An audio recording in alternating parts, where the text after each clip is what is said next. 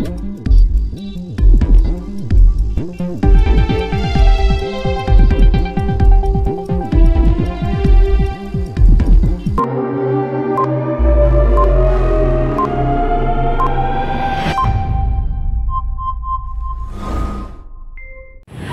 umaga sa ating mga tagapakinig. Ang oras po natin ngayon ay alas 8:30 na umaga. Narito na naman po tayo sa Radyo Asenso para maghatid ng mga balitang bago at may prinsipyong totoo. Mga maiinit na impormasyon ang dapat niyong malaman at pakatutukan. Reporter number 1. Ang kanyang impormasyon ay tungkol kina Senator Miriam Santiago at DILG Secretary Rico Puno. Reporter number 2. Ang kanyang impormasyon ay tungkol kina Janet Cruz at Angelica Panganoon. Reporter number 3. Ang kanyang impormasyon ay tungkol sa panahon ng Pilipinas. Reporter number 4. Ang kanyang impormasyon ay tungkol sa kuryente. Reporter number 5. Ang kanyang impormasyon ay tungkol sa naglanding na Piper plane. Reporter number 6, ang kanyang impormasyon ay tungkol sa actor at model na si Mateo Bonicelli. Reporter number 7, ang kanyang impormasyon ay tungkol sa London. Reporter number 8, ang kanyang impormasyon ay tungkol sa aksidente sa Antipolo. Alamin natin ang mainit na balita mula kay Mai Tuchel tungkol sa issue ni Senator Miriam Santiago at DILG Secretary Rico Puno. Maraming salamat kasamang Kylie. Magandang umaga sa ating tagapagpakinig. Narito na ang balita mula sa labas ng himpilang Senator Miriam Santiago. Dire-diretsong tinanong ang dating DILG Secretary Rico Puno kung tumatanggap ba ito ng protection money o suhol mula sa wedding. Agad namang tumanggi ang dating sekretary. Ayon sa kanya, hindi iyon ang dahilan ng pagpunta niya sa tirahan ni Mayor Robredo at wala siyang kinakatakot. Ayon pa dito, sa dami ng mga paratang na ibinintang sa kanya, ni isa dito ay wala pang napapatunayan at sa ngayon nga po ay patuloy pa rin naging butiga ang dating DILG Secretary Puno. Balik sa iyo, Kylie. Maraming salamat, Ito Shano. At yan tuloy na ang balita sa loob ng ating bansa. Balitang showbiz muna tayo. Angelica Panganoon at Janet Cruz nagkamabutihan mula kay Skyline. Madami ang mag-react nung nag-post si Angelica sa kanyang Twitter account ng larawan nilang dalawa ni John Lloyd Cruz. Ayon pa kay Angelica, hindi masamang maging masaya. Ngunit hindi naman niya kinumpirma kung may relasyon nga sila. Ngunit hindi raw naman masamang makipagrelasyon ang tulad niyang single. Balik sa iyo, Kylie. Maraming salamat, Skyline. Ulan panahon muna tayo mula kay kasama Christopher. Umaga, Pilipinas, isa ang masulok ng mundo. Samantala, magpapatuloy ng mga paulit-uling pag-ambon dala ng hangin kapagat. Mararanasan din natin ang pag-uos ng malakas na ulan sa Kamayniaan. Dakong alas 5 ng hapon, mararanasan naman ang mainit na panahon sa ilang lugar sa Luzon at Visayas. Paalala lang po sa mga papasok na magdala ng payong. Ito po si Christopher Casura para sa Ulat ng Panahon. Lagi po natin tandaan, ligtas ang may alam. At yan po ang aming nakalap na balita. Ito po si Kylie mula sa Balitang Asenso. Pagkintab na sahig ang pinag-uusapan, dito na tayo sa number 1, Star Wax Floor Wax. Kintab ay to the max. Tayo na't maglinis ng sahig, kumendeng-kendeng tayong mga misis. Kapag kintab ang pag-uusapan, dito na tayo sa number 1, mag Star Wax Wax. Star Wax Wax, yan ang kintab na to the max, max, max. Small, medium, large. Amo na ang mga sizes ang favorite kong Angelina. Per ako ya extra large.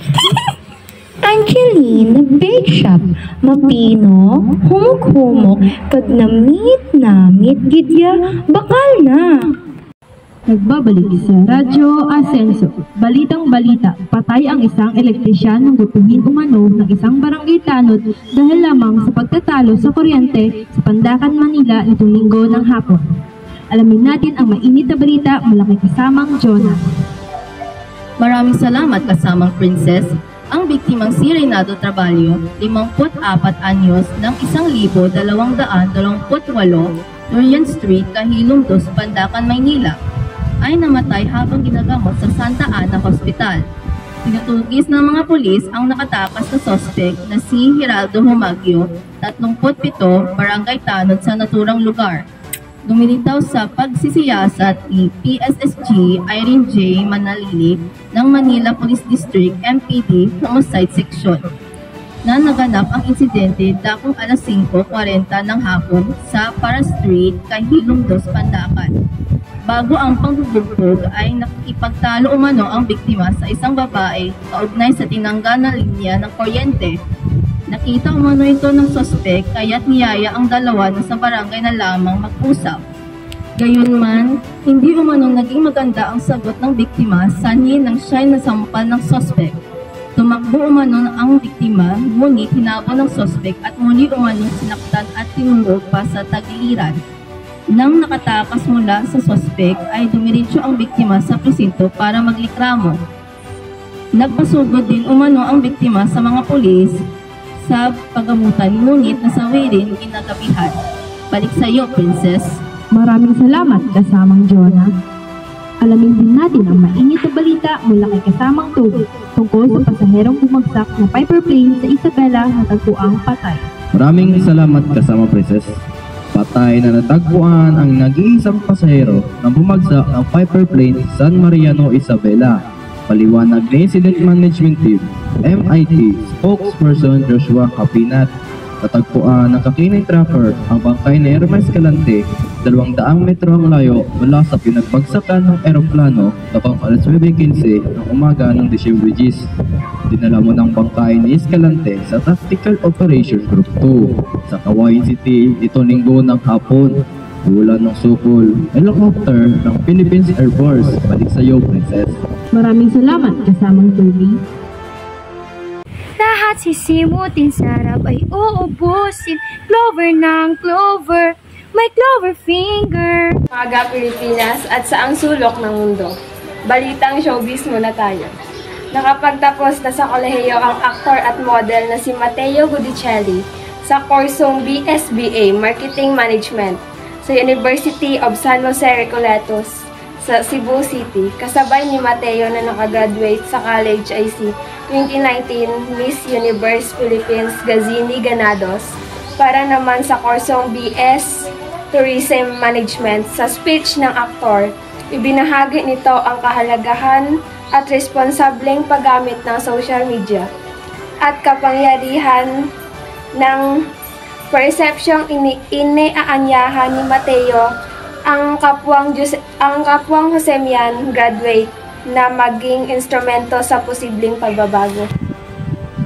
Balitang balita, Surigao del Sur, niyanig ng magnitude 4.1 na lindol nitong Lunes ng gabi, Disyembre 11 ayon sa Philippines Institute of Volcanology and Seismology, PBOX. Sa tala ng PBOX, nangyari ang lindol na tectonic ang pinagmulan, dakong alas 6:55 ng gabi.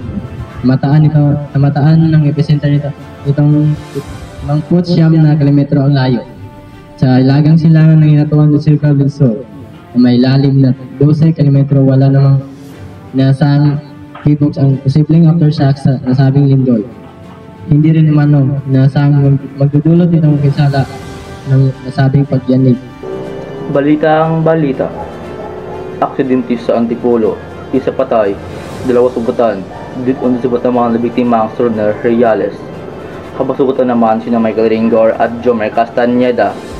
Batay sa ulat ng Antipolo City Police, nabatid na dakong 1:40 na madaling araw nang naganap ang aksidente sa Quezon Extension, Barangay San Roque, Antipolo City. Pagsapit sa natural na lugar ay hindi umano napansin ng rider ang pedestrian na si Castañeda na nakatayo sa gilid ng kalsada sanhi upang mabangga nila ito at sugatan sa iba't ibang bahagi ng katawan. Nawala naman ang kontrol sa manabela ang rider at sumimplang ang sinasakyan nilang motorsiklo na nagresulta sa pagkasugat niya at agad pagkamatay ni Herjales. Sa muli, Ako nga po pala si Kylie Ashley T. Renuero. At ako nga rin po pala si Prince Daan Tolentino. Ako nga po pala si Mayte Shala Nacion. Ako rin po pala si Jonah Barrientos. Ako nga po pala si Skyla Rose Tico Studio. Ako nga rin po pala si Jeff Maria. Ako nga rin po pala si John Michael H. Dilaki. Ako nga po pala si Toby Pilayo. Ako nga po pala si John Dixon Catalino. Pala si Christopher Casura. Kami nga po pala ang Radyo Asenso, naghahatid ng balitang bago at may prinsipyong totoo. Thank you for watching, everyone. May God bless us all.